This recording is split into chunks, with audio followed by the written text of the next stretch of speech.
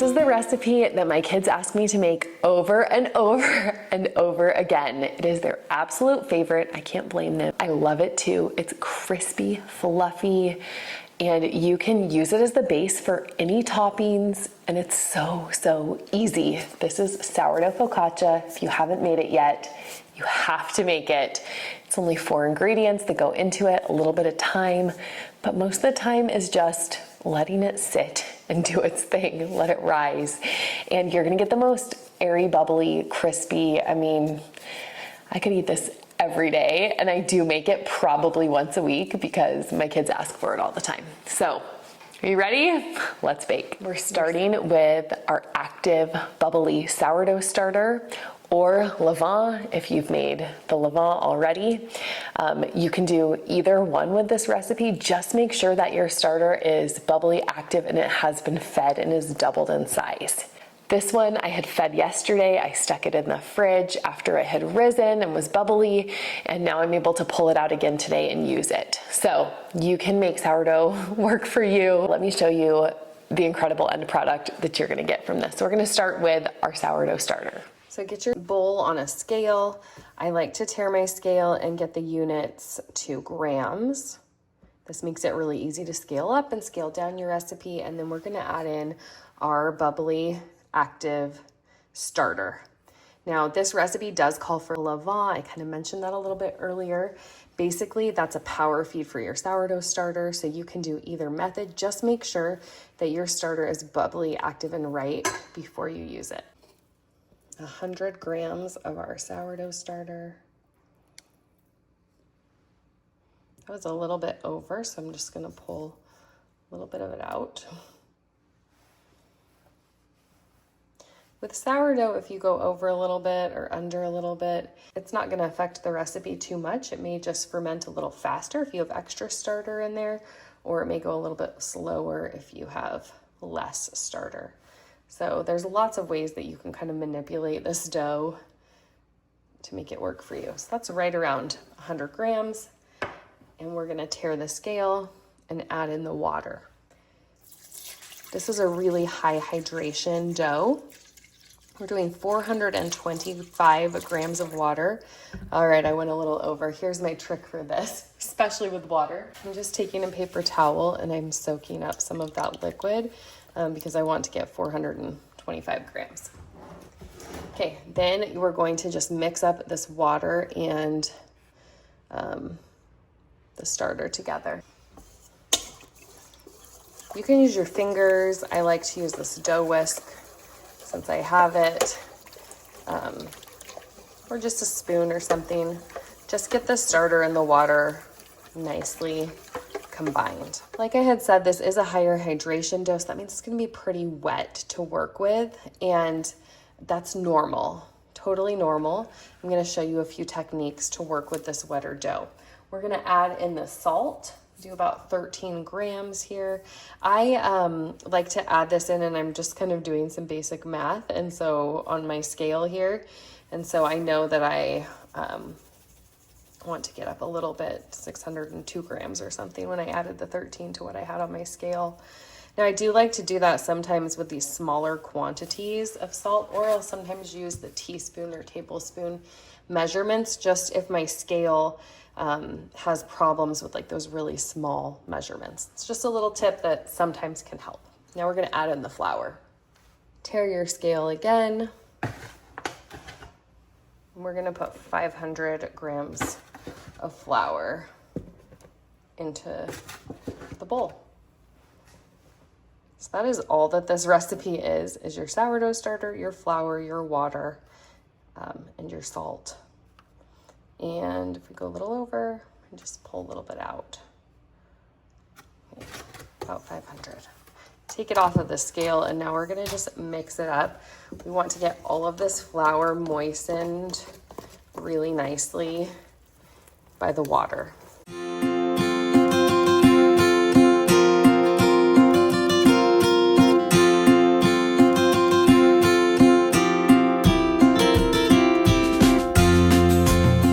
Scrape along the sides just a little bit to get any remaining flour off. And you can see how wet this dough is. That is normal for this focaccia dough. One of the things that's so nice about this dough is that it is a wetter dough, and so it's gonna have all those bubbles in it, which make for a really light and airy focaccia. That extra water does that, but it can be hard to handle. So always keep a little bit of water by your side. So when you go to touch it, you're gonna get your hands wet. That can help you to be able to deal with this wetter dough. So that's all we're doing for the first mix, or just mix that up here. We're gonna cover up this dough and let it sit for about 30 minutes. I sometimes like to go in with my scraper and just get everything off of the edges here and making sure that it's fully hydrated. And then we're gonna cover it up and just let it rest. After 30 minutes, we're gonna come check on our dough, and it's ready for its first set of coil folds.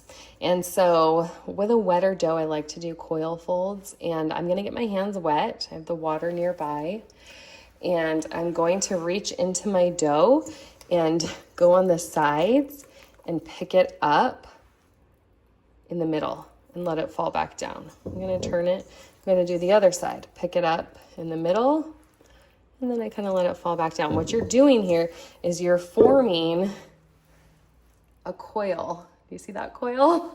And that is what you want to do. Just keep going around. You're gently, gently strengthening the gluten strands in this way. You don't need a ton of, obviously kneading or strengthening. The water does a lot of that for you. Just by the water and flour meeting, it does that strengthening, but you help it along just with these gentle folds. So just keep going around until your coil starts to tighten up a little bit, kind of like this. Then I'm gonna let it sit, cover it up, and let it rest for another 30 minutes. Okay, we're on round 2. Notice how the dough has really spread out to the edges here. I'm getting my hand wet again, and I'm coming into the middle, pulling up. You don't want it to tear. So if you feel like it could tear, let it go back down. Turn to the other side. We're gonna pull up, do our sets of coil folds, let it come back down, pull up. And the more that you do that, it's gonna be able to release from the sides and come back down.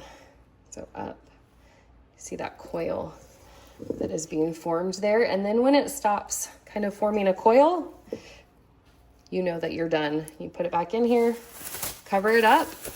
We're gonna give it another 30 minutes. Okay, my third set of coil folds. You come in and pull up.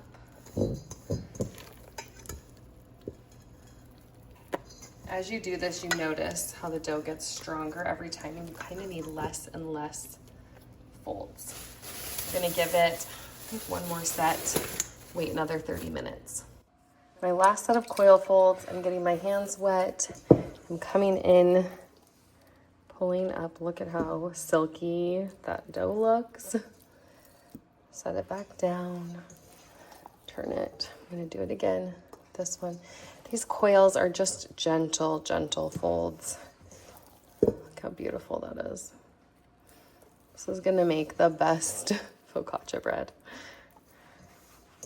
Okay, so that's my last set of folds. Then I'm gonna cover it and let it rest warm, about 78 degrees for probably an hour and a half to 2 hours. I wanna see it puffed up and risen. Okay, it's been a couple hours. Look at how this has risen.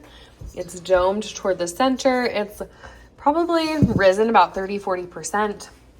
It's now ready. This focaccia is ready for me to stick in the fridge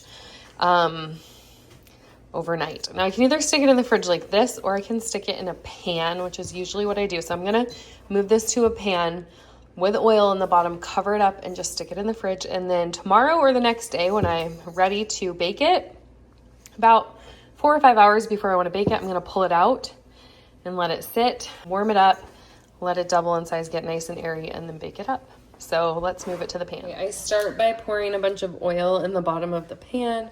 I like it nice and crispy. This is a 12-inch round pan, which I think is really fun for focaccia. Also a 9x13 works really well too. So we're just gonna dump the dough in here. It's okay if it kind of all gathers in the middle, and try to spread it out just a bit with your hands, just kind of coming under and pulling it to the side like that.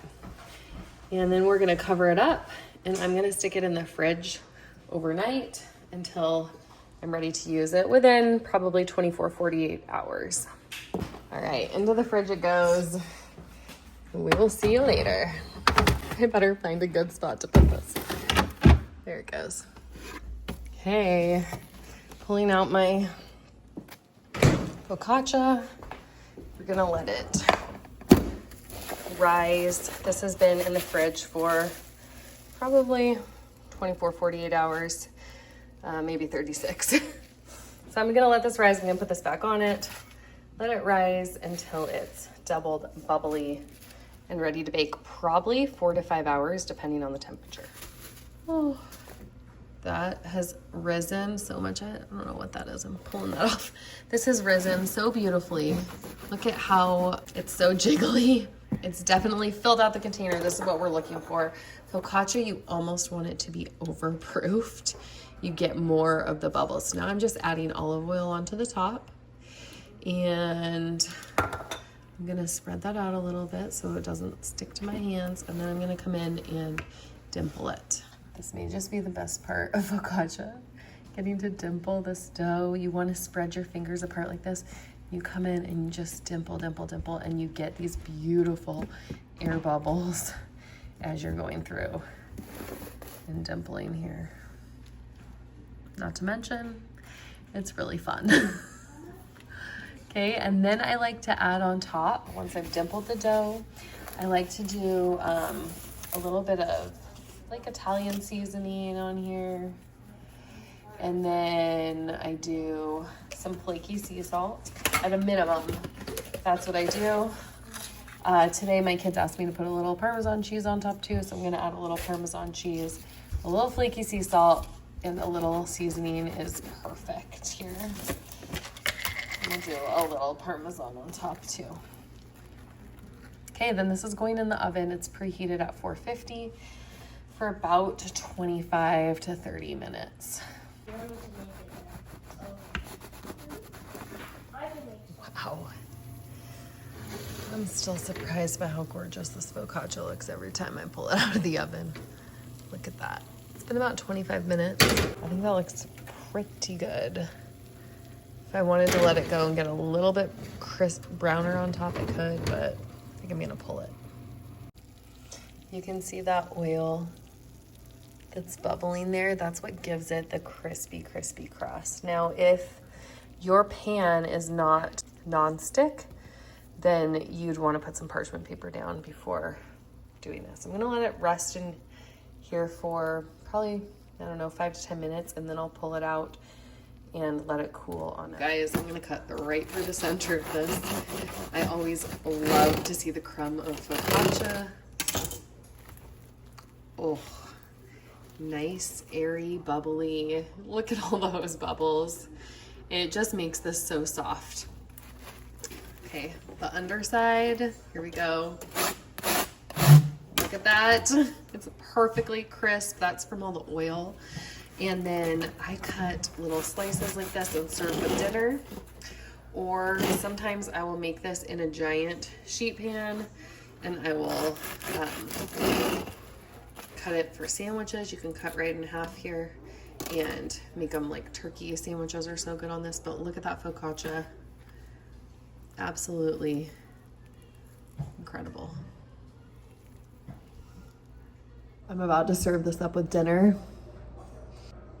If you have not made a sourdough focaccia yet, it's honestly one of the easiest sourdough recipes that you can make.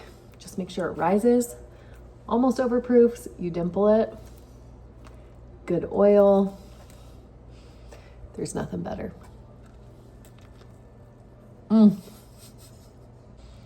This is so good.